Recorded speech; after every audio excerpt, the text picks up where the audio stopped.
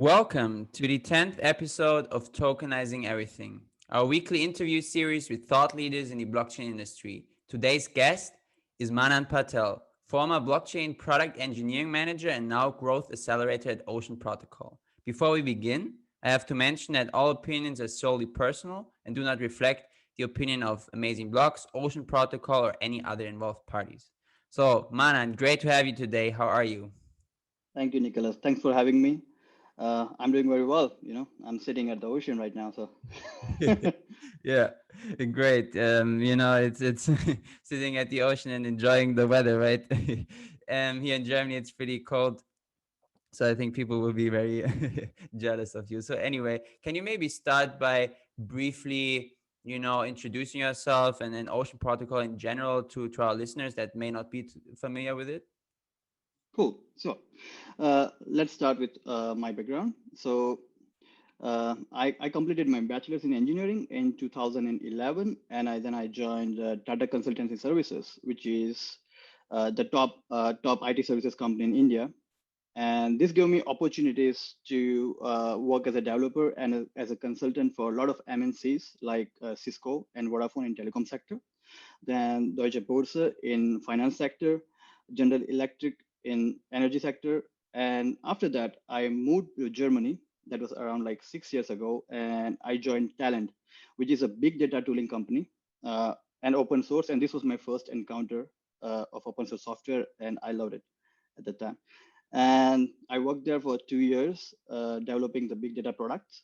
And then I joined Porsche as a consultant to help them set up their IoT infrastructure for their electric vehicle lineup. And by the way, this I come across Bitcoin in 2011, and I thought it was a cool innovation, but I actually did not realize the potential at that time. Right, I was still studying, and I was not much into the industry at that time. But after I started working with Porsche, I started getting back into the crypto space and started to realize the potential.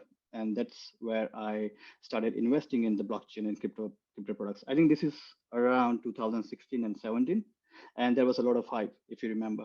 Yeah, definitely. And and then a certain point of time, I started getting deep into the blockchain and crypto space, and I realized that the investing is not enough. I'm an engineer, and I need to contribute to the space, and that's where I put up my sleeves and decided to join the space, and then I joined Ocean Protocol. Yeah. Yeah, perfect, man. I think it's great.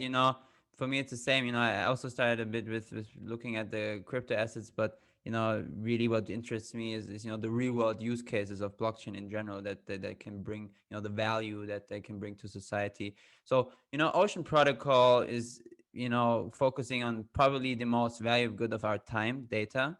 So also obviously as you told me right before the interview, it's that's also where the name comes from, the ocean of data, and that I think the ocean covers most parts of the world, and that shows how big data is and can be even in the future when it grows even more. It's also kind of often compared to the oil of the future.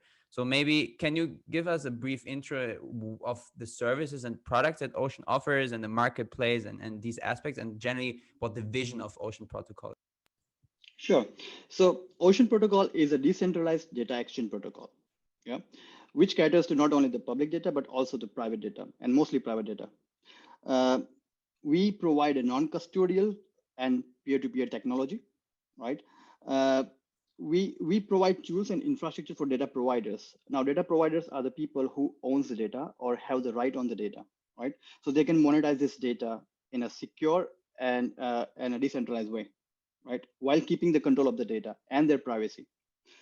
We also provide a marketplace on Ocean Protocol where basically people can go and search for the data which was previously locked, right? Which is now unlocked and which is now available for discoverability.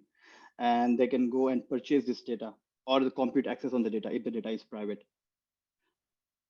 Okay, yeah, that's so it's basically, to democratize data at the end of the day, right?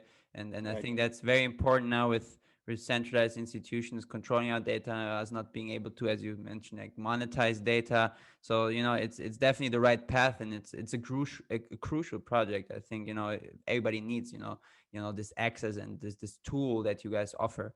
for this. So your growth accelerator at Ocean, like maybe can you give us a brief overview of how your role in Ocean has evolved from, a blockchain engineering manager to this growth accelerator, and what your day-to-day business maybe looks like, if you are able to say that. Sure. So last year for Ocean Protocol was about creating the technology, building the tech, right? And if you see my profile, I was as a blockchain product engineering manager, right, where I was working and helping the product team itself, like build the tech, right, going from 0 to 1. And now we have the tech. With V3 release, we have a suite of products which is kind of ready to use, right? And people can come and directly use it to, as you said, democratize the data securely, right? And so now I have evolved into a different role as a growth accelerator, because now 2021 is all about like adaptation and growth for us. Yeah. So as a growth accelerator, right now I'm focusing on engaging with other projects and help them find most efficient use cases for collaborations. Right.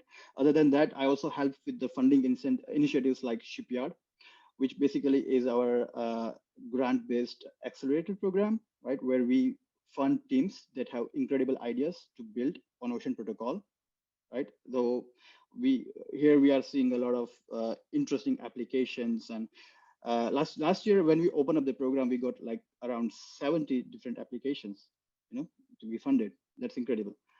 Uh, and then I'm also helping with the hackathons, Ocean Protocol Flexi Hackathons. One just concluded. It's called Data Economy Challenge, and we see a lot of innovative ideas that's built on Ocean as a result of those challenge.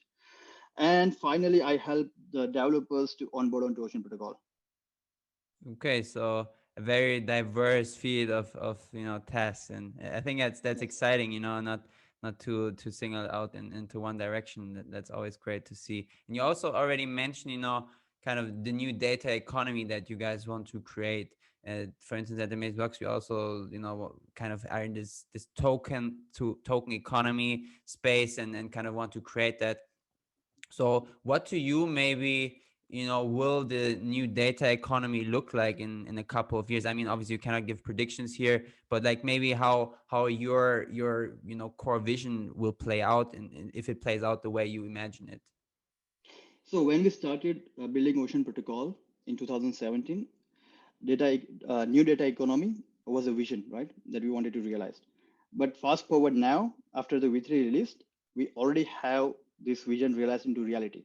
As I said before, we have now the tools and framework and the infrastructure to allow people, right, to democratize their data onto Ocean Protocol. We have Ocean Market, we have data tokens, we have the concept of IDOs, which is initial data offering. It's a way to launch your data onto Ocean Protocol market, right? And these are very intuitive tools, right? It doesn't need you to know about blockchain. It doesn't need to know about like cryptocurrencies. You can just come to the uh, Ocean Market and you can launch your data. Yeah. It's just like I mean, if you are purchasing something from Amazon.com, right? Mm-hmm. It's just uh, it's just a marketplace, but it has a lot of underlying infrastructure that took a lot of time to build on.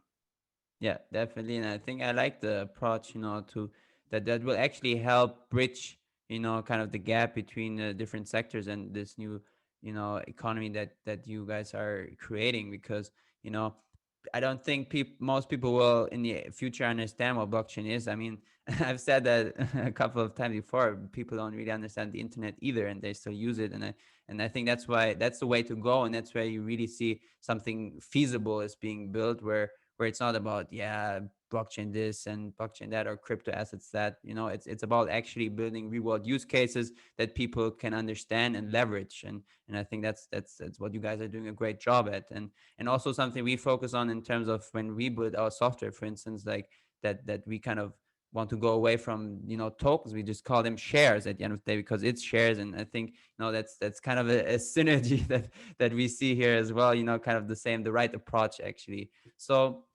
another hot topic in the data industry is data protection, obviously.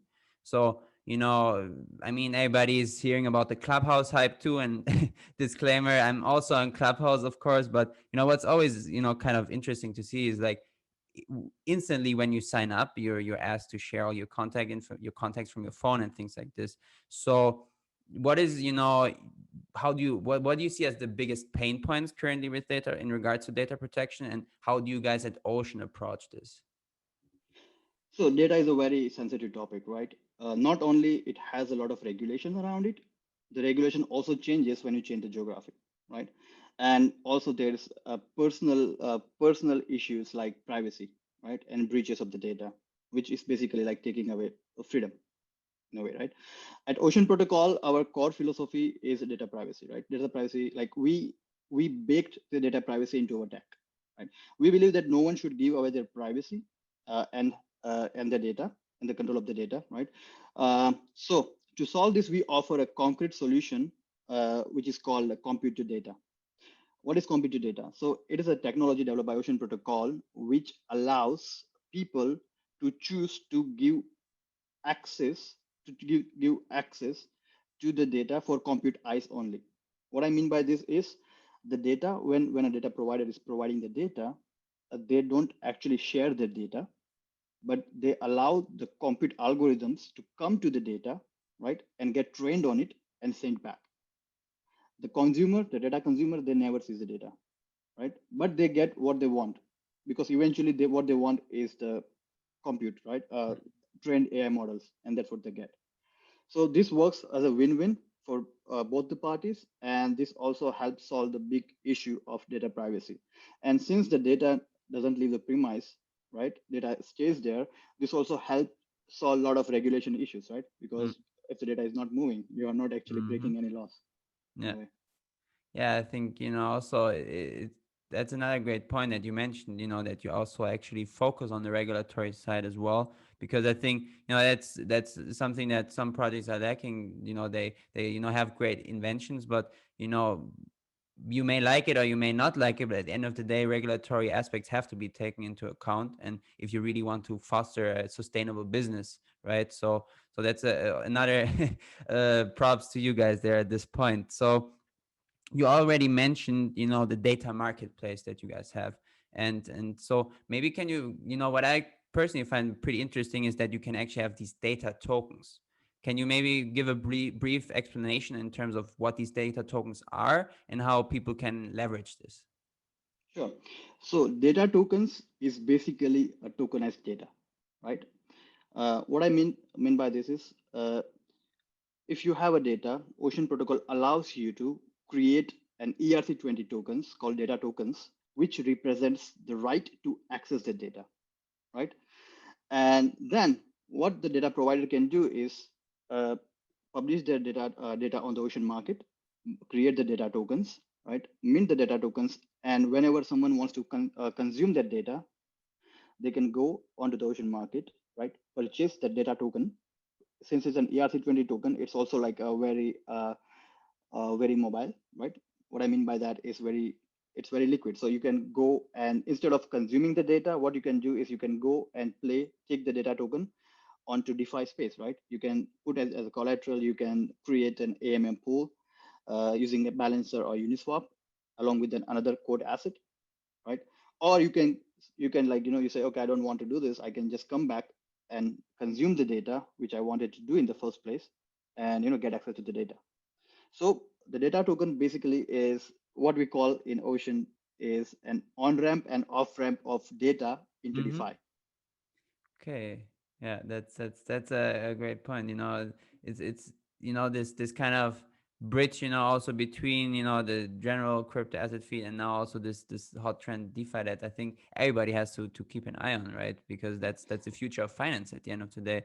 So yeah, I Another way love. to talk about this is data token makes your data liquid, right? Mm-hmm.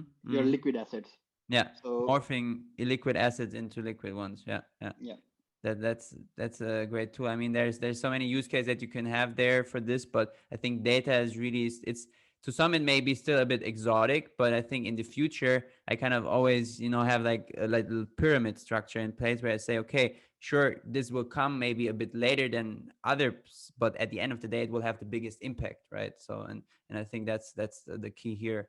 So let's kind of move a bit forward with Ocean Protocol. You have a great ecosystem in place, a great network in place, and you've actually announced, also recently, or last year, a collaboration between Daimler and Ocean Protocol. And I think as we have a lot of listeners in the DACH region, a lot of people will be familiar with Daimler, probably all over the world generally. So maybe can us give us a bit, information on the potential of this collaboration and where this may lead in the future.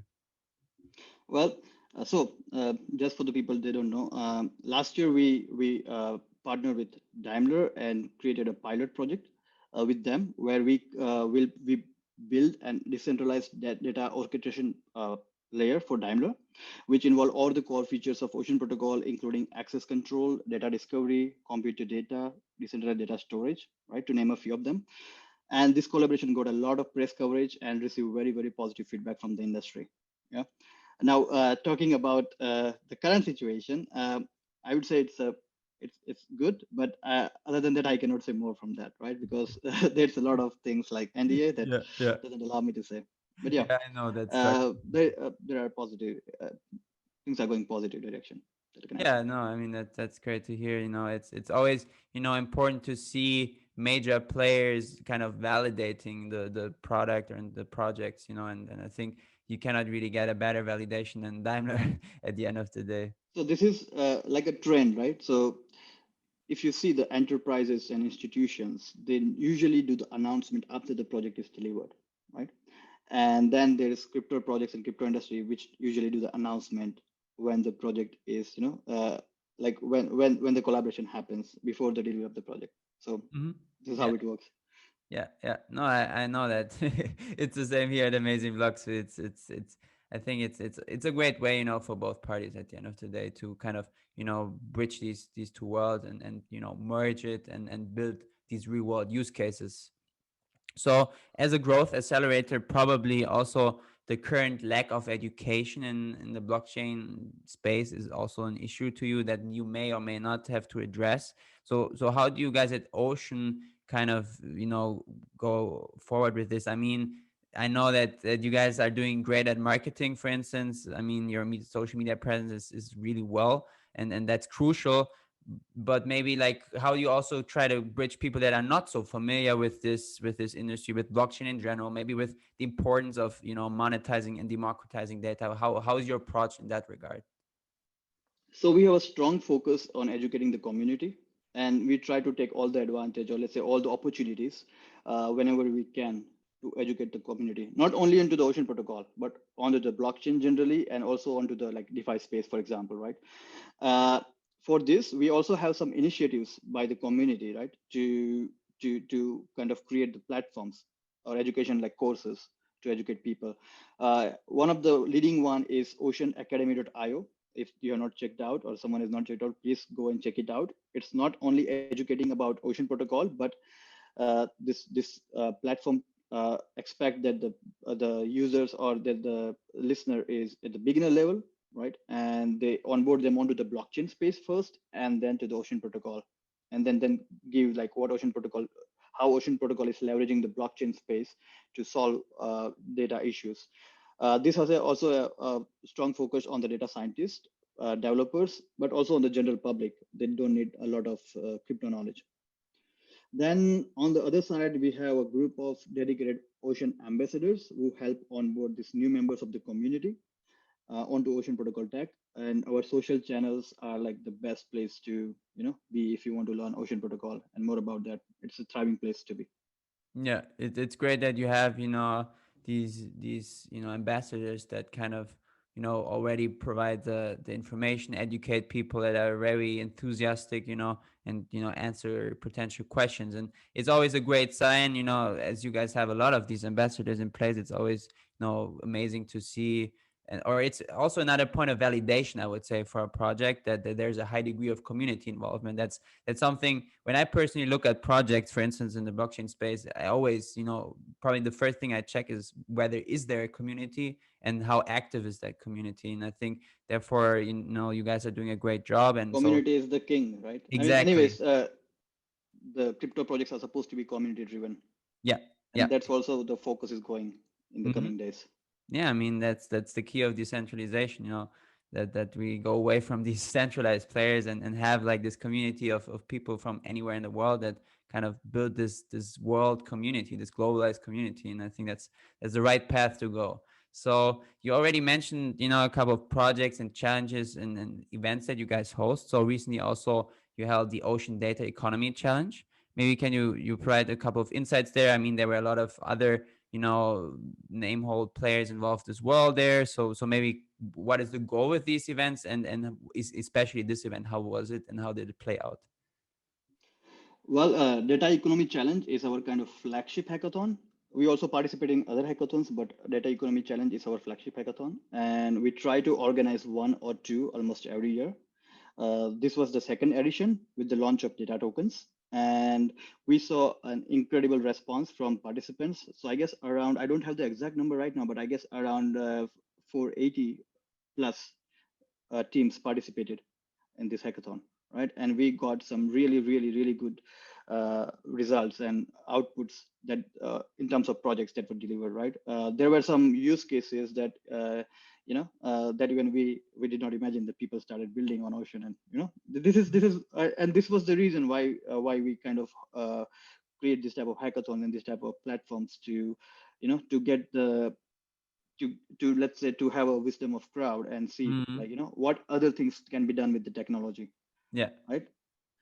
And yeah, so this hackathon had 11 partners from the industry, known names from Messari to Secret Network, Balancer, One Inch Exchange, and actually many. I don't know all the names right now, but there were like leading players in the DeFi space in the crypto industry.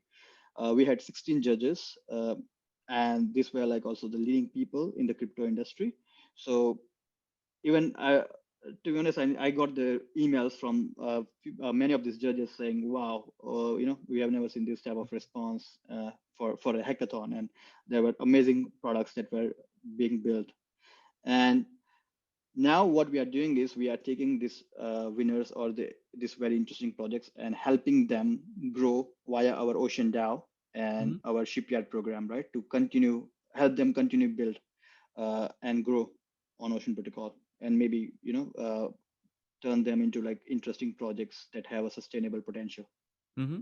Yeah, I mean, a key point, that you mentioned is here that, kind of you can have like projects that maybe even the core Ocean team hasn't even thought of before, just because you have this community involvement, because people with new perspectives come into this and build their own projects. And so that's a great way also to involve, the community on the one hand, and also to provide them a platform and also help them, because I think that's necessary, that we help, new projects how to get into the space, how you can actually leverage the products that the blockchain startups are leveraging or offering at the end of the day. So as a last point about Ocean Protocol, I would quickly like to tap into the topic of AI. So you also guys, kind of say like unlocking data for AI. How what can I imagine from this? And maybe can you give us a brief perspective of what this will look like in the future? Yeah. So AI needs data, a lot of data, to be really, really useful. Yeah. And as I mentioned previously, due to a lot of regulation and privacy risk, all the important data or the data that's useful are locked, and people are not willing to share it. Yeah. With Ocean Protocol, what we do is provide the tools and infrastructure for people to make them feel safe, right? And to allow them to share their private data and also get incentivized for it, right? Once you create this incentive structure, people are willing to share their data, and then you see lots of data popping up, right? And fill the ocean of data, as you say, yeah. Yeah. And then this AI can now use this data and train on it, right? And actually help bring new use cases into society. Mm-hmm. And then this is what we call unlocking the data for a new Mm-hmm. data economy. Mm-hmm. Yeah, just providing, a platform, right? That data is actually feasible for projects and AI at the end of the day. Yeah.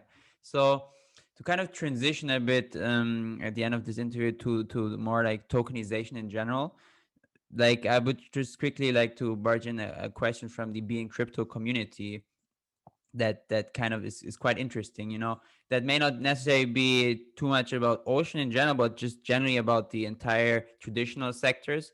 What do you see the transition, and how do you see the transition taking place, from these traditional sectors to the token economy? And what do you, maybe that's a, a side question, what do you see as potential challenges maybe on this road? So if you are talking about the transition to from like a traditional finance, right, into DeFi space, for example, it's already happening, right? Yes, like last year, I guess the total like value locked in DeFi space was 1 billion, right? And people were rejoicing, wow, we got 1 billion. But if you see today, it's like 28 billion. It's like 28x increase, right? And it only took 1 year. So the growth is happening, the transition is happening exponentially, and new ideas are being developed into this space. And I see DeFi also leading this transition, right? Once people start, once DeFi bridges, there is a bridge between DeFi and traditional finance, and people starts, a normal people who doesn't need to know crypto starts using this application, financial and banking application powered by DeFi. Then you will see a lot of mass transition in other spaces as well, because now uh, the crypto is not a pseudo coin anymore, or let's say shitcoin anymore, but Yeah. actually being used in the world, in the Hmm. real world, and people start accepting it. I think most of the acceptance are already happening and adoption is going on. So I think it's sooner than later. Yeah, yeah, definitely. I fully agree. I mean, most people think, we're the future, like it takes a lot of years, but I think, people don't really understand that there's actually a lot of projects that are actually leveraging these systems and blockchains. And I think, It could take a lot of years if the growth is linear, hmm, right? But yeah, the growth is not linear. It's going yeah, yeah, exponential. So exactly. Yeah. And then let's hope we do not have another crypto winter in the next years. Yeah. So, to kind of pick up on my previous question about, for instance, Daimler and so on, blockchain and tokenization can also provide, kind of use case in the mobility sector in general. Like, do you see the potential there, and where do you see this potential in the mobility sector, maybe? So talking about the mobility, what we have seen so far is mobility providers trying to work around a couple of use cases. There are more, but the prominent one are like they want to incentivize the user to share their car data, for example, right? With the ownership resting on the data provider from the Mhm. users, right? That's one use case. The second use case is they also want this data, which is generated from the cars, right, to be traded and to be exchanged with Mhm. another service partners, right, so that they can form a proper AI or service use cases around it. So these are the two, let's say, low-hanging fruits for them that they are trying to solve right now. And yeah, and Yeah. but there are many more. Yeah. That's like internal and secondary. Yeah, I think there's still a lot of use cases that we may not even be able to imagine yet, and that will definitely come in the future. I fully agree with you there. And from a different perspective, also, we talk about, data, AI, blockchain, tokenization.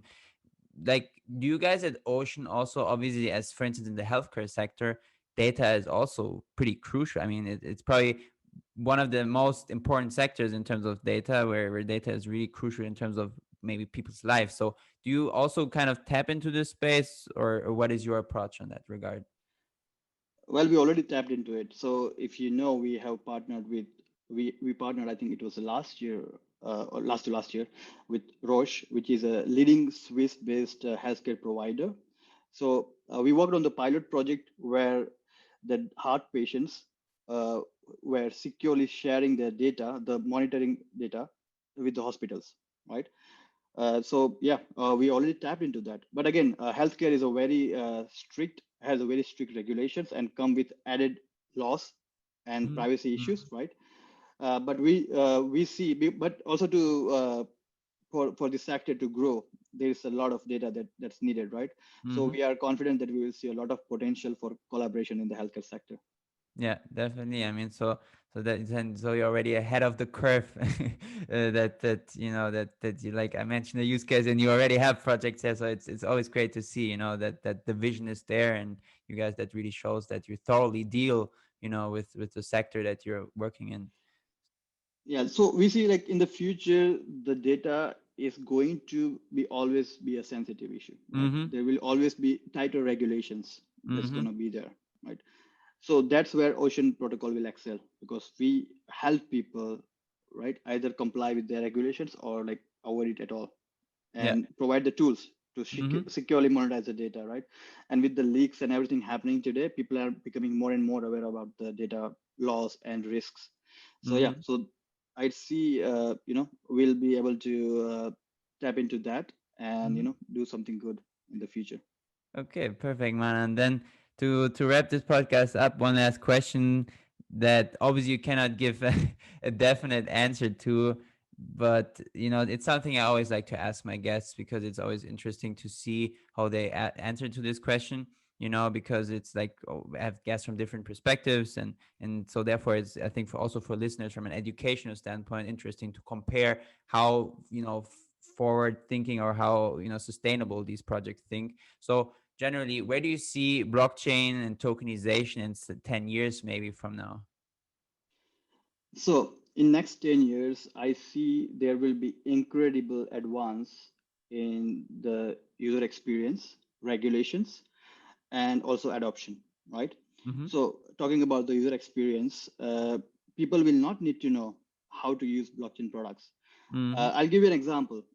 5 years ago, my parents onboarded onto the Facebook, right? So my mom sent me a Facebook messenger and said hi, and I was like, are you really my mom? Because Yeah. I didn't know. I mean, that my mom could use Facebook, Yeah. right? But uh, it happened, right? So and she did not need to know how Facebook works to Mm-hmm. use it. Same way, we'll see there's mainstream apps that's coming onto the blockchain and the crypto world, which people will use massively, but they will not need to know how to use it, right? So Yeah. there will be a significant advance in the user experience. Then the regulations, it's already happening. People are like, most of the government or a lot of government are coming to terms that cryptocurrencies are here to stay. So let's create some framework around it, and Mm-hmm. allow it to foster, allow it to grow. Yeah. So the regulations will be more lenient, but also more, let's say, streamlined, so that people can benefit from that. Mm-hmm. And then the last one I see is the adoption, and it's also again going exponential right now. People will start adopting blockchain and cryptocurrencies, especially, and cryptocurrency will become the mainstream.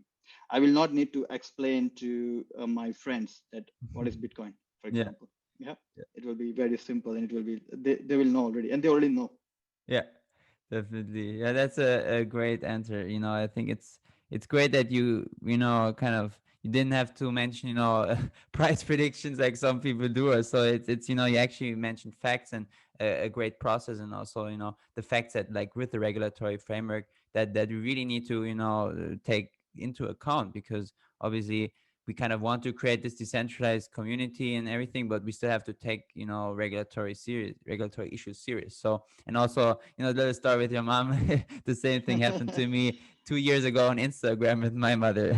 She just randomly started following me and texting me, and I was like, what is going on? So I think, yeah, Manan, it was a pleasure, to have you here on my podcast, and great things that you guys are doing at Ocean. A very auspicious project. So to everybody, check it out. I mean, this is where the future of data will be. And so yeah, it was great to have you. I really enjoyed Thank talking you to for you, having Manan. me. And Same then here. It see was you fun. soon. Have Bye. a great Take care. day. Bye bye. And to our listeners, thank you for tuning in to this podcast. If you have any questions, feel free to reach out to me anytime via LinkedIn, via my email, or just visit our website at www.amazingblocks.io. Thank you for listening, and see you next week.